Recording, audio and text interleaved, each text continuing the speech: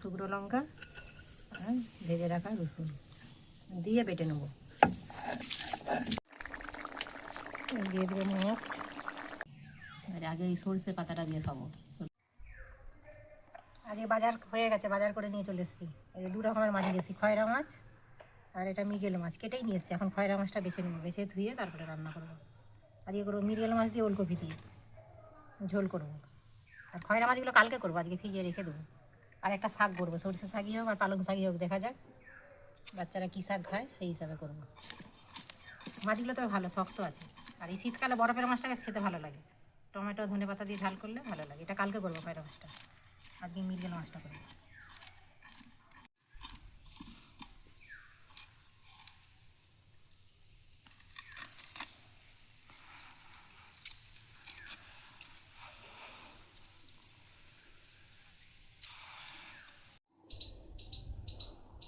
এই যে ছাতে এসেছি, সমস্ত জোগাড় হয়ে গেছে, সবজি কাটবো তারপরে রান্না বসাবো। গোলাপগুলো ফুটেছে, কতগুলো গোলাপ ফুটে আবার ঝরেও গেছে। আর একটা ফুল দেখাই, এই যে কালারটা খুব সুন্দর, একদম বেগুনি কালার। এটা হচ্ছে পিটুনিয়া, এটা এখনও ফুটেনি। এটা হচ্ছে এই যে দেখা যাচ্ছে, মনে হচ্ছে সাদা হবে, হলেই বোঝা যাবে। চলুন রান্নাটা বসিয়ে দিই। এদিকে ছাতে আবার ধান মেলা আছে। আর এই যে সমস্ত জোগাড় করে নিয়ে বসে পড়েছি। এবার হচ্ছে যে সবজিটা কেটে উনুনটা ধরিয়ে দেবো।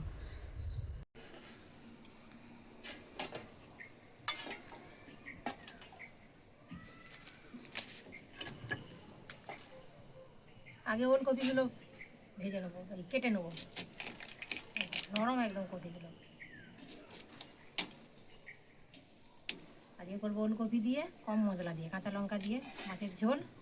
আর সরষে শাক হচ্ছে যে বাটা।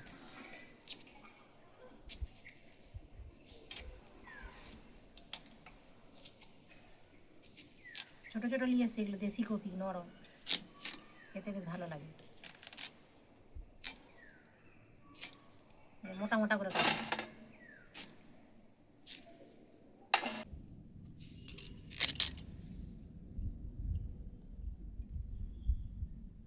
মোটা মোটা করে।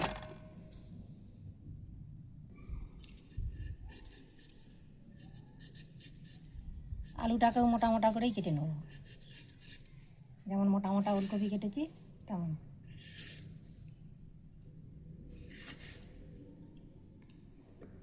বাস এরকমটা করেই কাটবো।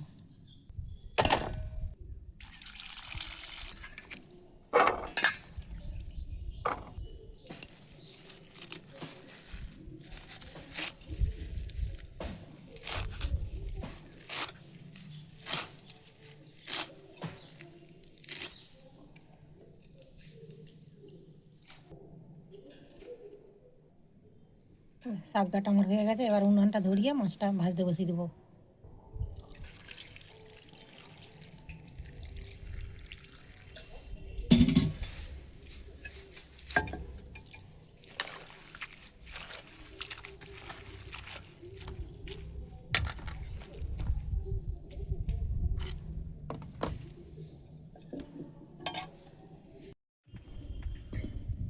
বসিয়ে দিয়েছি কড়া, কড়া গরম হয়ে গেছে, তেল দিয়ে মাছগুলোকে ভেজে নেব।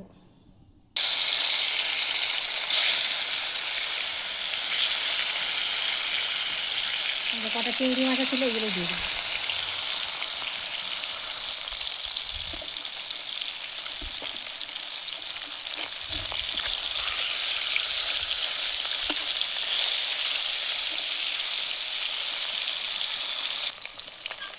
এগুলো হয়ে গেছে, তুলে নিই চিংড়ি মাছগুলো।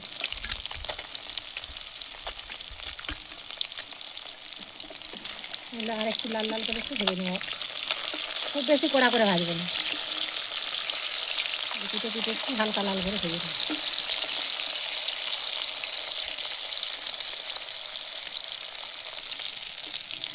হয়ে গেছে ভাজা, এবার একটা একটা করে তুলে নেব। তুলে নিয়ে তারপরে হচ্ছে যে আজকে কম তেল আর মশলায় রান্না করব মাছের ঝোলটা।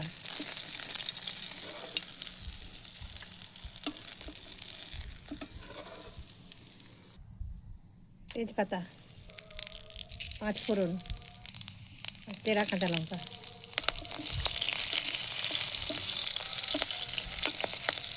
হয়ে গেছে।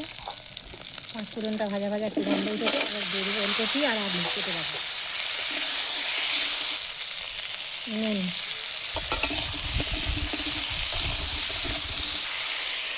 চাপা দিয়ে ভাজা ভাজা করে নেব।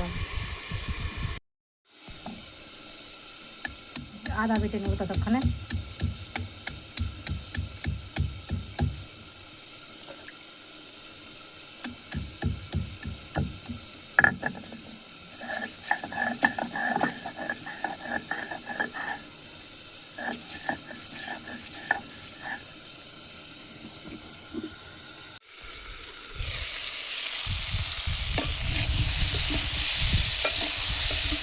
ভাজা হয়েই গেছে, এবার দিয়ে দেবো হলুদ গুঁড়ো আর আদা। আজকে আর লঙ্কা গুঁড়ো দেবো না, অল্প মশলা বলতে এই যে কাঁচা লঙ্কা দিয়েছি, এই কাঁচা লঙ্কা দিয়েই করবো আজকে ঝোলটা। একদম ঝাল কম, মশলা কম, তেলও কম। দিয়ে দেবো একটু হলুদ গুঁড়ো আর আদা বাটা, ভালো করে একটু কষিয়ে নেবো।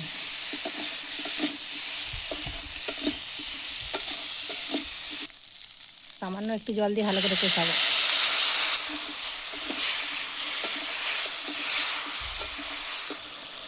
দিয়ে দেবো কেটে রাখা টমেটো।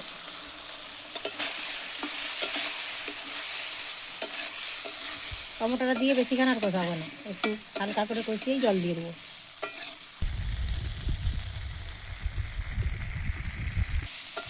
হয়ে গেছে কষানো, এবার দিয়ে দেবো জল।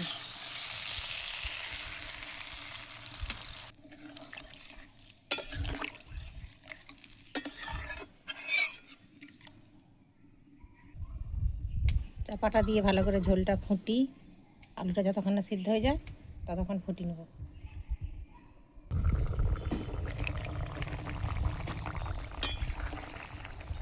ঝোলটা ফুটে গেছে, আলুগুলো মনে হচ্ছে সিদ্ধ হয়ে গেছে। যে সিদ্ধ হয়ে গেছে, ততক্ষণ দুটো ধনে পাতা তুলে নিই, ওটা ফুটতে থাক।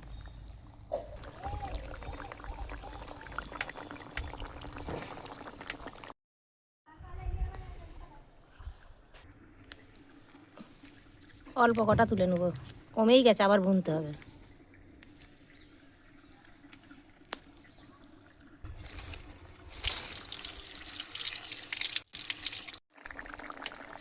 দিয়ে দেবো মাছ,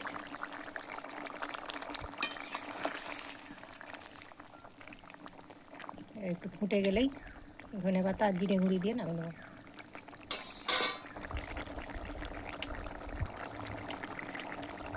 ধনে পাতা, ভাজা জিরে গুঁড়ি, বাস।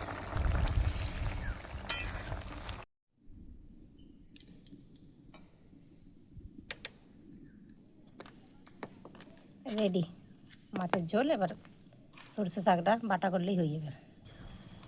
প্রথমে ভেজে নেবো শুকনো লঙ্কা আর রসুন।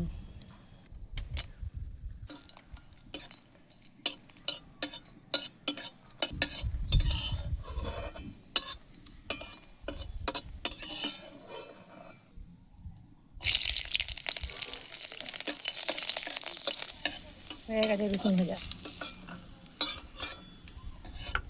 এই তেলের মধ্যে শাকগুলো ভেজে নেবো। সামান্য হলুদ গুঁড়ো,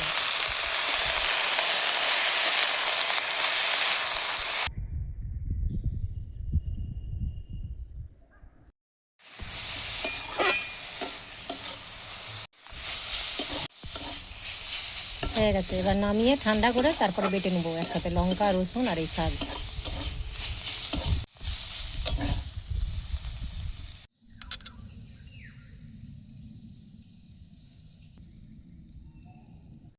শাকটা এই যে ঠান্ডা হয়ে গেছে, এবার এতে দিয়ে দেবো শুকনো লঙ্কা আর ভেজে রাখা রসুন দিয়ে বেটে নেবো।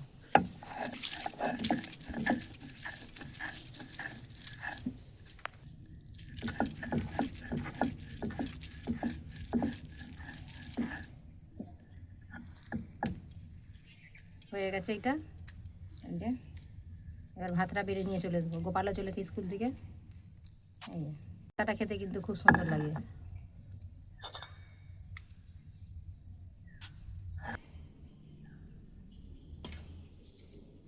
বসে পড়েছে বসেছি খেতে, আজকে ওখানে এখন খাবে নি, পরে খাবে, পেটে ভার আছে বলছে, ওই জন্য আমি একাই বসেছি খেতে। এটা যে সর্ষে পাতার বাটা, ওলকপি দিয়ে মাছের ঝোল। ওলকপিটা দিই, ওলকপিটা আমার বেশ ভালো লাগে, বাচ্চারা ওলকপিটা কম খায়। ঝোল আর ওলকপি, ওলকপিগুলো খুব সুন্দর সেদ্ধ হয়ে গেছে। এবার আগে এই সর্ষে পাতাটা দিয়ে খাবো, সর্ষে পাতার বাটাটা দিয়ে।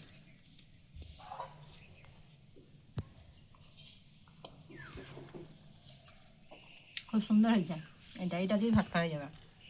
এই শীতকালে সরষে শাক খাওয়া কিন্তু ভালো, কিন্তু শুধু ভাজা একরকম না খেয়ে এরকম বাটা আরে করে খেলে ভালো।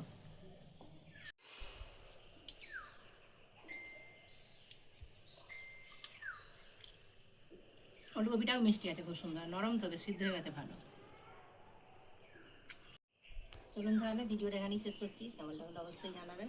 সুস্থ থাকবেন, সাবধানে থাকবেন। দেখা অন্য কোনো ভিডিওর সাথে। যদি ভালো লাগে একটা